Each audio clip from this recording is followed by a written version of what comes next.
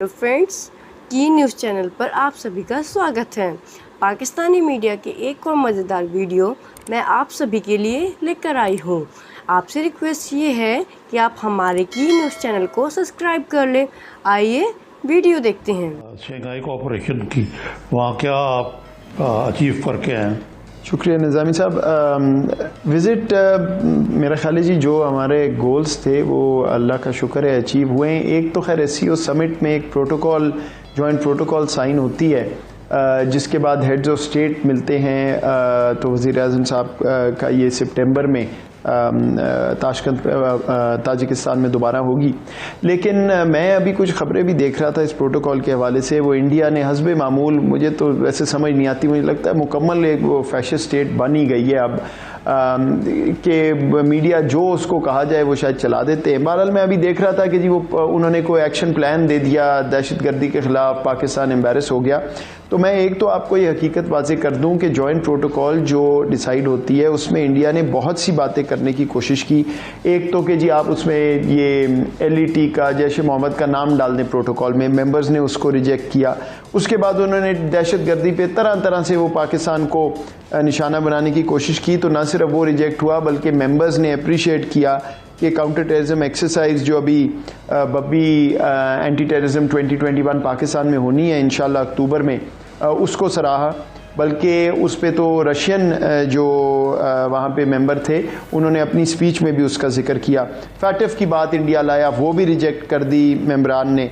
फिर अफ़गानिस्तान पे वो बात कर रहे थे कि जी हार्ट ऑफ एशिया को सामने लाएं क्योंकि उसके वो मेंबर हैं, वो भी प्रोटोकॉल में नहीं आया। तो बहुत सी चीज़ें उन्होंने कोशिश की हस्बे मामूल जो कि नहीं आई। तो अल्लाह का शुक्र है वो हमारी कामयाबी है और बड़ी एक मुस्बत किस्म की प्रोटोकॉल जिसमें SCO मेंबर्स के कॉपरेशन की बात हुई वो सामने आई।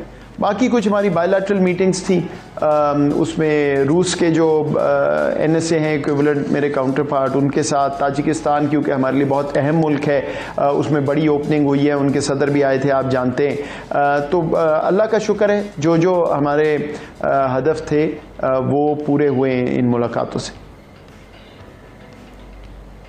तो चले आप तो मुतमिन आए हैं बड़े, लेकिन ये जो सारी ये जो APC बनाई है जो मोदी साहब का, इसका मकसद क्या है? ये 0 + 0 = 0, या तो ना कि पाकिस्तान में बड़ी उम्मीद पैदा हुई थी शुरू में कि जी पता नहीं क्या मोदी साहब करने लगे हैं, ये APC को बुला के वो स्पेशल स्टेटस जो है वो बहाल करने लगे हैं। तो स्पेशल स्टेटस में तो जान है लोगों की, जो ये जिनका बैठे हैं वो हुर्रियत को तो बाहर रखा है उन्होंने। पता नहीं बाहर रखा है या उनको ये मालूम है कि जो असल रिप्रेजेंटेटिव्स हैं कश्मीरी आवाम के इलीगली ऑक्यूपाइड कश्मीर में, वो बिल्कुल इसका हिस्सा बनेंगे ही नहीं। देखिए हमारे पास ख़बरें थी, बिल्कुल भी कभी एटलीस्ट सिस्टम के अंदर कोई ऐसी पॉजिटिविटी नहीं थी, हमें मालूम था ये क्या हो रहा है। और मैं आपको बिल्कुल बुनियादी तौर पे बता देता हूँ, 5 अगस्त एक बहुत बड़ा कदम और बहुत ही बड़ी गलती थी हिंदुस्तान की तरफ से, वो उनको अब समझ आ रही है। अभी आप देखिए इंडियन प्रेस में भी कोई इक्का दुक्का जो रह गए हैं जो लिख सकते हैं और उसके बाद उनको जिंदा छोड़ दिया जाता है, वो भी अब ये बात कर रहे हैं कि जी चाहते ये थे कि 2 हफ्ते में, 2 साल में मामला साल में सेटल हो जाएगा और उसके बाद कश्मीर फॉरएवर ये चैप्टर क्लोज, और फिर बात करेंगे गिलगित बल्तिस्तान और आज़ाद कश्मीर की कि जी वो तो हमारा है। तो बिल्कुल वाज़ेह है कि अगर कोई कश्मीरी जिसका दिल धड़कता था, जिसका दिमाग चलता था और वो हिंदुस्तान की कहीं सपोर्ट करता भी होगा, वो इस इक़दाम के बाद ख़त्म हो गया है। They are completely isolated. अब वो अपनी पार्टी तो आपकी पार्टी तो मेरी पार्टी और ये 5-7 को आगे पीछे करके क्या कोशिश कर रहे हैं, डिलिमिटेशन हो ताकि कश्मीरी आइडेंटिटी ख़त्म होना शुरू हो, डाइल्यूट हो, एक मनगढ़ंत इलेक्शन करवाएं और नई बात बनती तो गवर्नर रूल। तो ये अब बिल्कुल वाज़ेह हो गई है बात। अभी तो कबल वक्त है, कोई ऐसी खबर जो है वसूख से नहीं कहा जा सकता किसने क्या कहा उस मीटिंग में, लेकिन आपको नज़र आ जाएगा जी। डॉक्टर साहब इम्पॉसिबल जी, डॉक्टर साहब उमर अब्दुल्ला साहब ने कहा है कि 370 ख़त्म करने के लिए सुप्रीम कोर्ट जाएंगे और पाक भारत मुज़ाकरात की कश्मीर के मामले में हिमायत करेंगे, ये जो रिपोर्ट हो रहा है वहाँ से। बस आपके सामने है, फारूक अब्दुल्ला साहब पहले कह चुके हैं कि हम चीनियों के नीचे आ जाते लेकिन हिंदुस्तान से नफरत करता है कश्मीरी। ये वो कह चुके हैं रिकॉर्ड पे। महबूबा मुफ्ती साहबा की आप बातें सुन चुके हैं, और उसके बाद अब आप उमर अब्दुल्ला साहब का मेरी नज़र से नहीं गुजरा, आप बता रहे हैं ये वो लोग हैं जो वहाँ चीफ मिनिस्टर रहे हैं, जिन्होंने ये चलाई है उनके लिए IIOJK की हुकूमत, उनके साथ मिलके। तो आपके सामने अब 2-4 अपने तो बीजेपी वाला आगे पीछे वो बना के तो वो तकरीरें तो करेंगे, बट देखिए बॉटम लाइन अगर इसको संजीदगी से सोचिए, ये हरबे तो वो करते रहेंगे, अभी एक आएगा दूसरा आएगा। हमें कश्मीरियों की ज़िंदगी आसान बनाने के लिए जो काम हम कर रहे हैं, जो पॉलिसी अपनाई हुई है, दुनिया ने सरजरिश की है हिंदुस्तान की, ये बिल्कुल तस्लीम करने वाली बात है कि ओवरनाइट सलूशन इसका नहीं है। लेकिन अगर किसी हिंदुस्तान में किसी की ये गलत फहमी थी कि ये मामला इस तरह ठीक हो जाएगा, तो अब उनके सामने है, उनको मुंह की खानी पड़ी है। और इंशाल्लाह आप देखेंगे कि यही लोग जिनको आज वो बुला के अपने साथ मिलाने की कोशिश कर रहे हैं, उनको फिर से ये बात बावर करा देंगे कि कश्मीर का मामला बगैर स्पेशल स्टेटस के, बगैर प्रिजनर्स छोड़े, बगैर 5 अगस्त को रिविजिट किए, बगैर डेमोग्राफिक चेंज रोके आगे नहीं चल सकता। और अगर वो कह रहे हैं कि पाकिस्तान से मुज़ाकरात ज़रूरी हैं, तो देन यू नो कि पाकिस्तान के बगैर ये मामला आगे चल ही नहीं सकता। तो इसलिए बिल्कुल वाज़ेह है बात फ्रैंकली। लेकिन बहरहाल अभी ये मेरी तो बिल्कुल मुलाकात नहीं हुई, हमने क्लियर कर दिया था कि हम उनसे बात भी नहीं करेंगे। लेकिन वहाँ पे मेरे हम मनसब ज़ाहिरी बात है मीटिंग में थे, फिर रहे थे, और फ्रैंकली बॉडी लैंग्वेज भी अब वो है कि एक हारा हुआ मुल्क।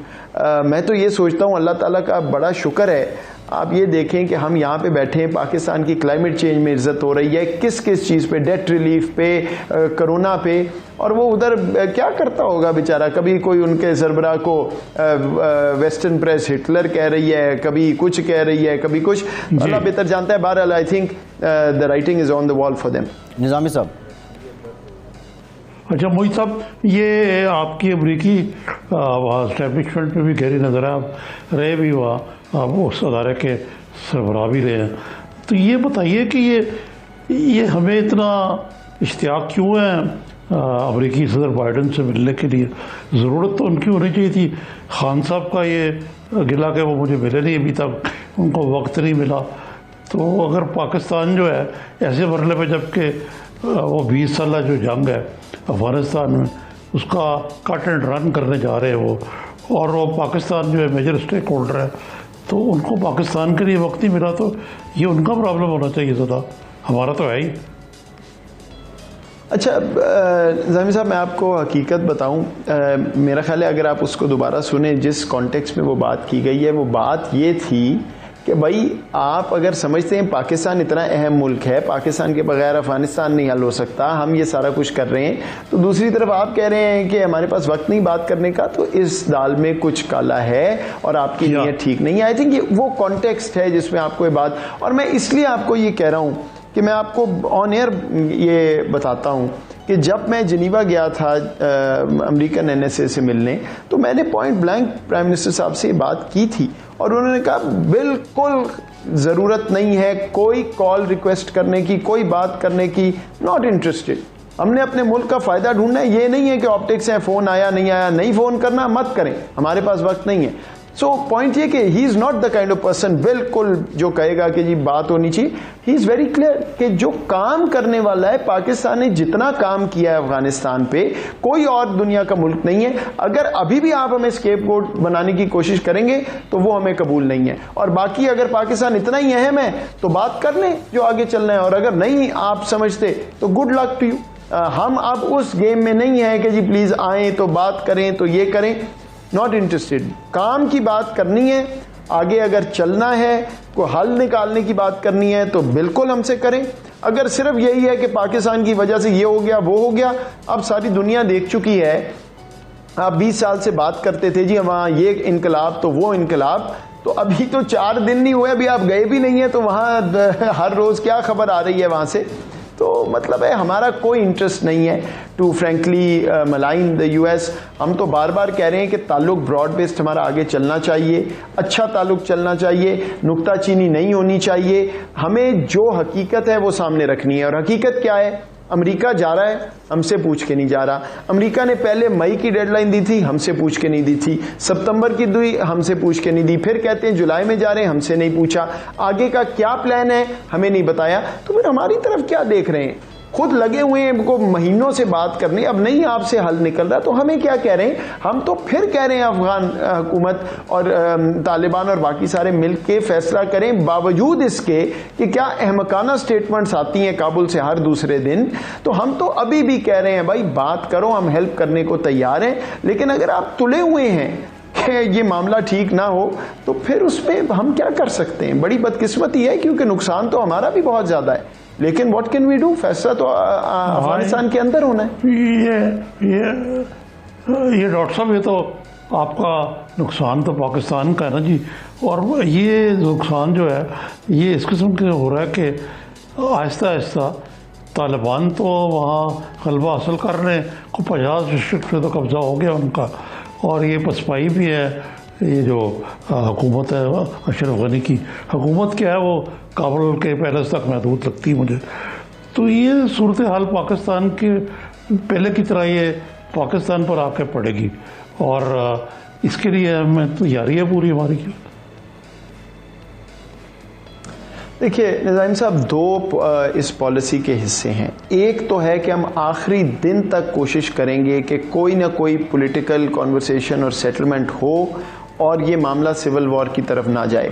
जिस तरह आपने कहा और मैं कह रहा हूँ कि हमारा अपना इसमें इंटरेस्ट है, तो ठीक है अगर वो चाइल्डिशली बिहेव कर रहे हैं, अगर वो अहमकाना बात हो रही है, पाकिस्तान के ख़िलाफ़ कार्रवाइयाँ भी उस सरहद से हुई हैं, हमें भी पता है, हम बार बार बात कर रहे हैं। अभी आप देखेंगे ये जो मामलात कुछ हुए हैं हाल ही में भी, उनका भी ऐसा ही कोई ताना बाना आपको अभी मिल जाएगा। लेकिन बात यह है कि वो हम तो कोशिश करेंगे, लेकिन हमारे कंट्रोल में चीज़ नहीं है, ये भी बात तस्लीम करने वाली है। तो दूसरा हिस्सा स्ट्रैटेजी का ये है कि अपना जो हमने फेंसिंग की है, बॉर्डर क्रॉसिंग को फॉर्मलाइज किया जाए, वो हम जो उस पर काम कर रहे हैं, फॉर्मल वीज़ा रिजीम के तहत अफगान आए जाएं और पाकिस्तानी उधर, और उसके साथ साथ जो हमारी काउंटर टेररिज्म की सारी अल्लाह का शुक्र है कैपेसिटी बिल्ड हुई है पिछली दिहाई में, उसको अब बिल्कुल मजबूत करके और मुकम्मल अपने गार्ड्स ऊपर रखें कि ये दुश्मन ने हमारे खिलाफ कार्रवाई करनी है, चाहे वो इनविजिबल दुश्मन है, चाहे वो नॉन स्टेट एक्टर है, जो भी है। मैंने तो अपनी एससीओ की तकरीर में बिल्कुल वाज़ेह किया है कि जी अफगानिस्तान से स्पॉइलर हमें कबूल नहीं है, और वो एक्टर जो हैं जो वैसे तो प्रचार करते हैं कि कॉपरेशन करे दुनिया दहशतगर्दी के खिलाफ, लेकिन असल में दहशतगर्दी कराते हैं पाकिस्तान के अंदर और खिते में, जरा उनसे भी सवाल कर लें कि उनका नाम निज़ामी साहब। तो ये मेरा एक आखिरी सवाल है आपसे कि ये बताइए कि ये कुरैशी साहब ने गिला किया कि FATF की ग्रे लिस्टिंग जो है ये इसके कोई जवाब नहीं है, ये दानिस्ता तौर पे की जा रही है और एक ख़ास एजेंडे के तहत उनको ग्रे लिस्ट में रखा हुआ है। इसके बारे में क्या राय है आपकी? कोई शक नहीं है। देखिए हम तो इन्वॉल्व हैं इस बात पे, जो पाकिस्तान की प्रोग्रेस खुद FATF मान रहा है कि 27 में से 26 चीज़ें हो गई। जितने पॉइंट्स जो पाकिस्तान ने किया, उस दिन मेरे पास कोई मगरबी मुल्क के आए हुए थे सफ़ीर, मैंने कहा जी आप बताएं आपके मुल्क ने इतना किया है, तो उनके पास जवाब नहीं था।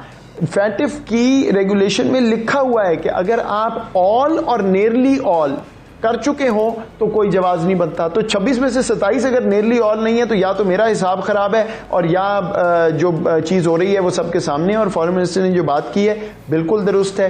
दिस इज़ टेक्निकलिटी अपनी जगह, ये सियासी बनाया हुआ है, और अब तो जो मीटिंग में भी बैठते हैं वो भी मानते हैं, सर झुका लेते हैं। लेकिन बहरहाल it's a very cruel international politics, और वो पाकिस्तान को डॉक में डाला हुआ है।